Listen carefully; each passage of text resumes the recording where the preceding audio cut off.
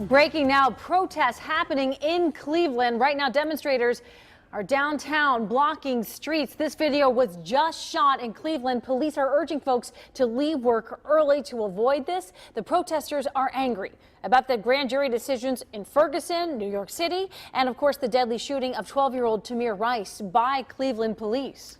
Ferguson, chokehold, 12-year-old killed. They've become code words for troubled times. Each case, someone dies at the hands of police. Now people here are looking for answers.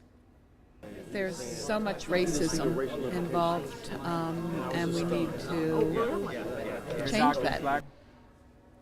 Welcome back. Those cases are strongly felt in Cincinnati, as we've seen in the protests downtown. 9 on Your Side reporter Zach Pitt says that for many, the solution lies in what is often the hardest thing to do: have an honest conversation.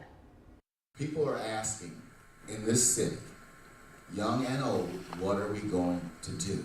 That's the big question this group of Cincinnati religious leaders are asking. You'll remember when the Queen City was tested back in 2001 during the race riots. You've seen the protests in Ferguson over the death of Michael Brown. And just this week, a grand jury in New York chose not to indict the officer who ultimately killed Eric Garner. Protests happening there too. And back here at home, Pastor Damon Lynch says the answer to peace in those cities is conversation.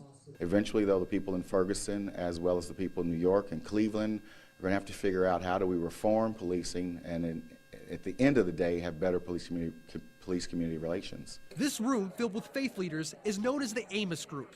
It's one of the most diverse religious groups in Cincinnati. And today, they're exploring diversity. There's the foundation of white privilege in our country, and until we face that as a nation, I think the problems will continue. Pastor Lynch says change starts from the inside out, as it did right here in Cincinnati. In other words, he says, we need to train ourselves to see through the eyes of those who feel oppressed. And that's how we, as a nation, move forward. Zach Pitts, 9 on Your Side.